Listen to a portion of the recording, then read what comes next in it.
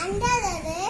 அங்கே மறப்பது நன்று ஒழுக்கம் விழுப்பம் தரலாம் உயிரினும் ஒப்பப்படும் எப்போதில் யார் யார் கேட்பினும் அப்போதில் மெய்ப்பதில் காண்டால் அறிவு தீனால் சுட்டப்புண் உள்ளாதும் ஆறாவது நாவினால் சுட்டவாடு யாகாக்க ஆயிடும் காவாக்க யாகாவர் ஆயிரம் நாகாக்க